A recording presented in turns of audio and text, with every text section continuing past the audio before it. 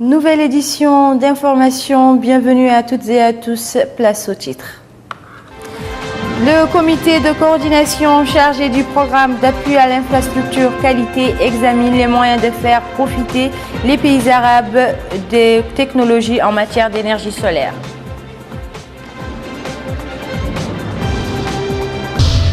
L'administration du Bandarguin entame une série d'ateliers relatifs à son plan quinquennal 2014-2015.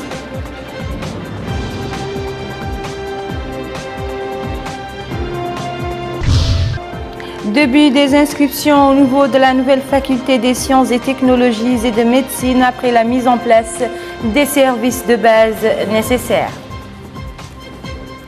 Merci de vous joindre à nous. Les énergies renouvelables occupent désormais une place importante dans les programmes de développement national. Pour donner plus d'envergure à cette orientation, notre pays est membre du comité de pilotage chargé du programme d'appui à l'infrastructure qualité dans le domaine de l'énergie solaire. Cet organe qui réunit les autres pays du Maghreb était aujourd'hui en conclave pour mettre en place un projet maghrébin d'intégration et de coordination technique. Précision avec Babacar Ndiaye. Les pays de l'Union du Maghreb arabe se retrouvent à Nouakchott pour discuter de l'infrastructure qualité dans le domaine de l'énergie solaire. Cette rencontre, la troisième du genre, devrait aboutir à la mise en place d'un système technique capable de répondre aux besoins des pays de l'UMA. Lors de la cérémonie d'ouverture, la ministre du Commerce, de l'Industrie et du Tourisme a rappelé qu'une telle initiative rentrait dans le cadre des priorités du gouvernement, ajoutant qu'une série de lois a été mise en œuvre dans le domaine de l'infrastructure qualité en vue de favoriser des investissements. Réaffirmant la politique nationale pour diversifier les sources d'énergie, la ministre a dans ce sens cité la création d'une station solaire qui couvre 10% des besoins de la capitale en matière d'éclairage public et de pompage des eaux. La Mauritanie devient le troisième pays de l'Union du Maghreb arabe à accueillir, après le Maroc et l'Algérie, cette rencontre du comité de pilotage pour l'appui à l'infrastructure qualité dans le domaine de l'énergie solaire. Cette semaine, nous allons réaliser la troisième rencontre du comité de pilotage. On va analyser la démarche du projet, des avancements et des corrections à prendre. Et on va regarder en détail les prochaines activités qu'il nous faut pour soutenir l'infrastructure qualité pour l'énergie solaire. Cette rencontre qui va durer 4 jours sera l'occasion pour les participants de renforcer leurs compétences dans le domaine de l'énergie solaire. Destination à présent dans le Houd el-Qarbi, c'est là que se trouve depuis 2 jours la ministre de l'élevage en vue de s'informer sur le déroulement et les conditions de travail dans les services relevant de son département. La ministre en a profité pour se réunir à Ayoun avec les autorités administratives. Mohamed Zamzam. La visite qu'effectue actuellement dans le Houd el-Qarbi, Mme Fatimetou Habib, ministre de l'élevage, a été marquée par la tenue d'une réunion avec les éleveurs de la wilaya du Houd el-Qarbi en présence des autorités administratives, les élus locaux et les différents acteurs de la société civile. L'occasion pour la ministre de passer en revue la politique de son département nouvellement créé.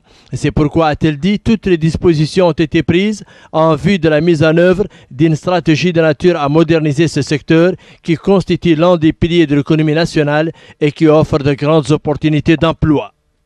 Madame Fatimetou Habib a souligné l'importance qu'accorde le président de la République, M. Mohamed Abdelaziz, à ce département. Enfin, Madame la ministre de l'élevage a rassuré l'ensemble des éleveurs que rien ne sera épargné afin de régler l'ensemble des problèmes qui se posent. Les élus locaux ont rappelé au cours de cette réunion l'importance de ce secteur avant d'insister sur la nécessité de régler les problèmes prioritaires urgents qui se posent dans le domaine de l'élevage. Les intervenants, à leur tour, ont souligné au cours de cette réunion un certain nombre de problèmes liés au fonctionnement du crédit d'élevage et à la santé animale, pour ne citer que cela.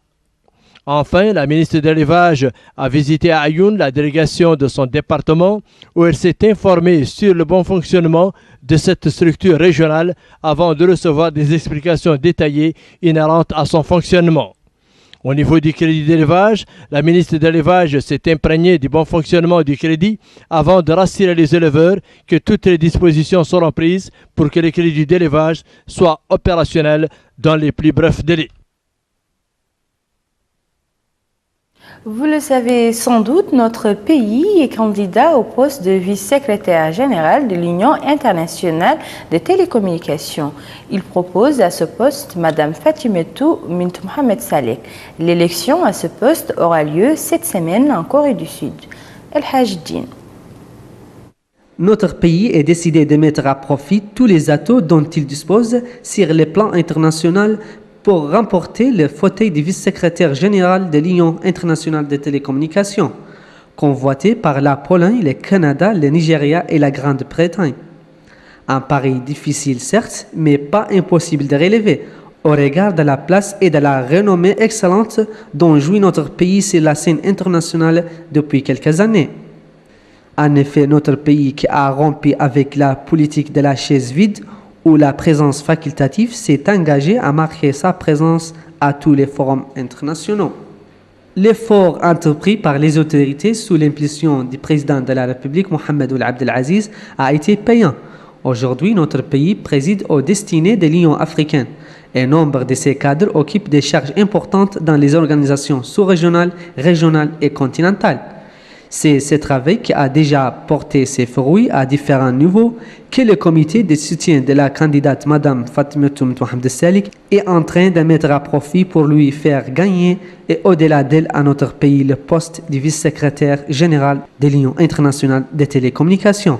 Rien n'est donc ménagé par le comité qui compte sur les amis de notre pays parmi les membres de l'Union internationale des télécommunications.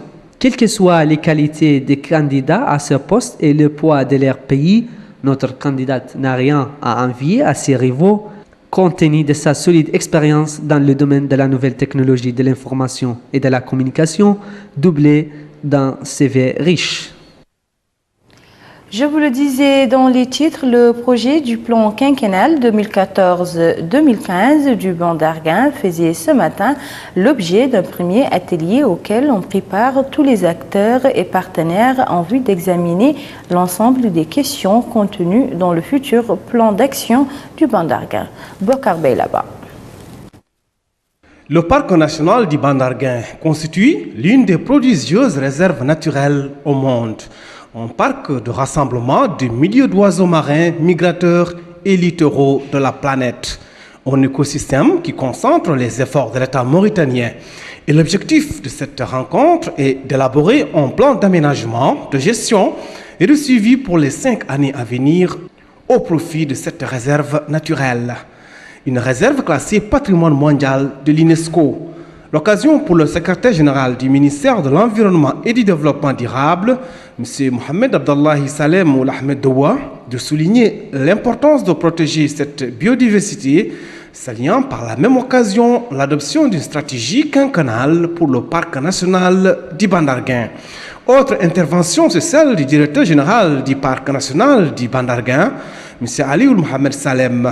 Il a indiqué que cette réserve naturelle est précieuse tant sur le plan environnemental que biologique, un patrimoine qui a besoin d'une gestion efficace et d'une modernisation de l'organisation.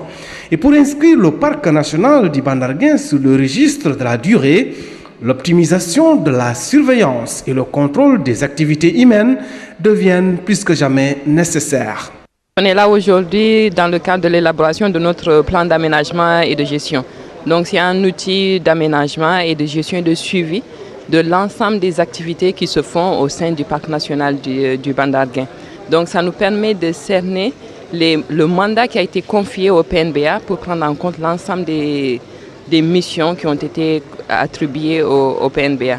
Le bilan est assez satisfaisant. On arrive par exemple au niveau de la surveillance à mettre en place des opérations nécessaires pour assurer la surveillance maritime du parc, assurer la conservation de cette biodiversité tant importante pour la zone exclusive économique de la Mauritanie.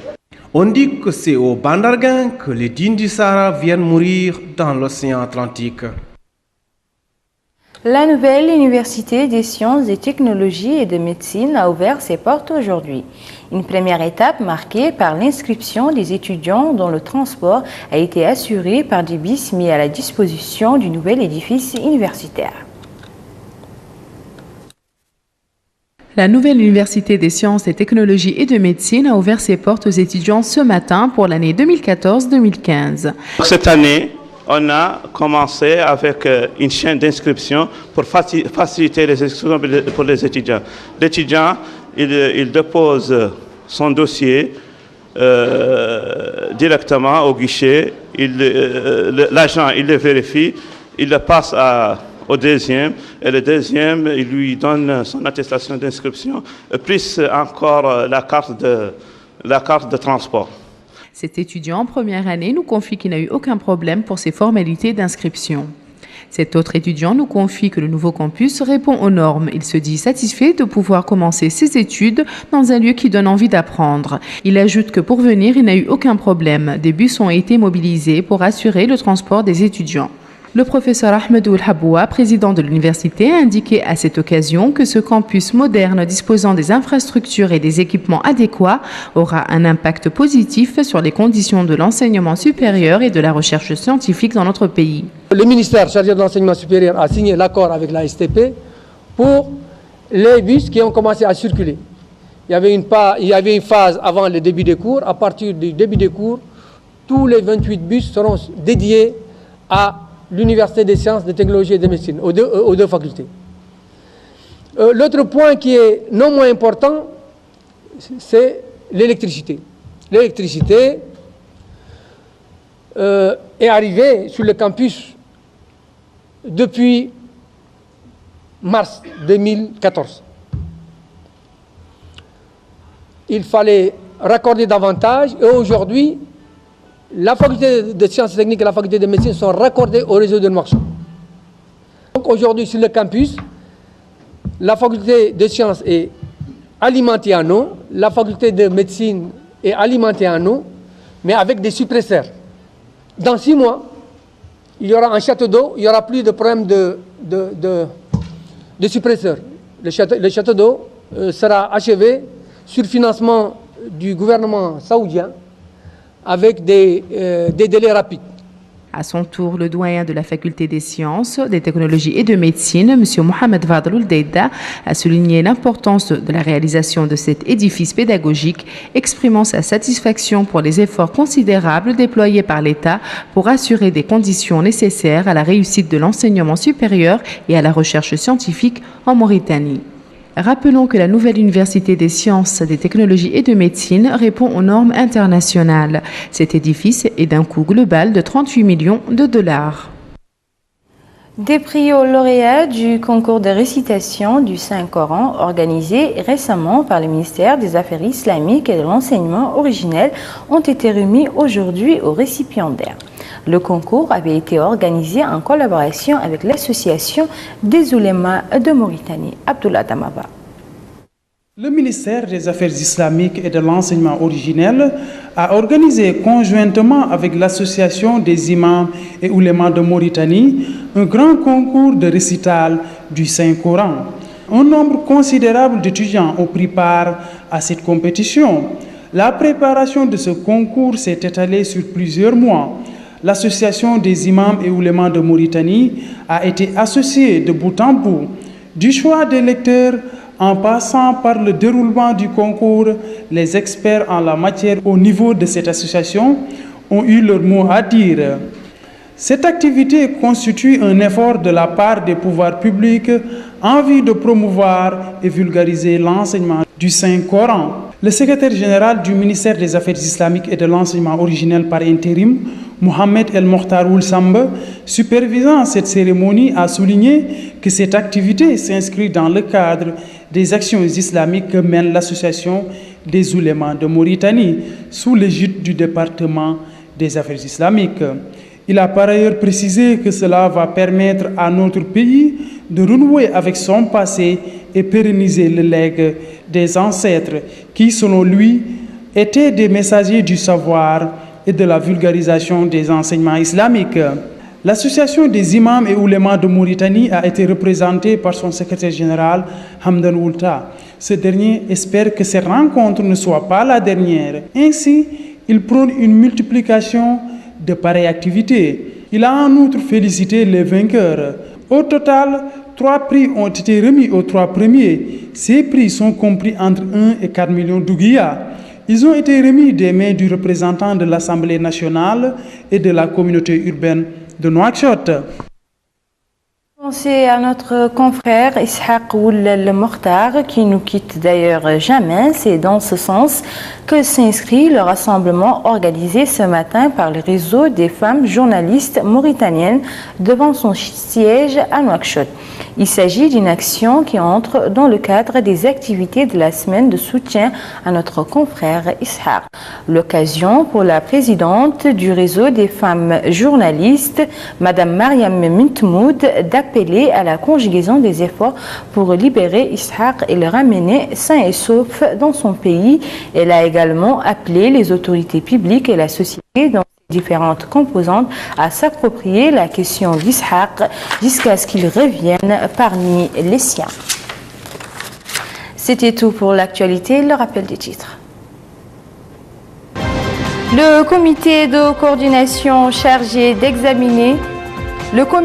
coordination chargé du programme d'appui à l'infrastructure qualité examine les moyens de faire profiter les pays du Maghreb arabe des technologies en matière d'énergie solaire. L'administration du Bandarguin entame une série d'ateliers relatifs à son plan quinquennal 2014-2015. Début des inscriptions au niveau de la nouvelle faculté des sciences et technologies et de médecine après la mise en place des services nécessaires. Où que vous soyez, merci d'avoir choisi Al Mauritania pour son JT. D'ici là, je vous souhaite de passer d'excellents moments en compagnie des programmes d'Al Mauritania.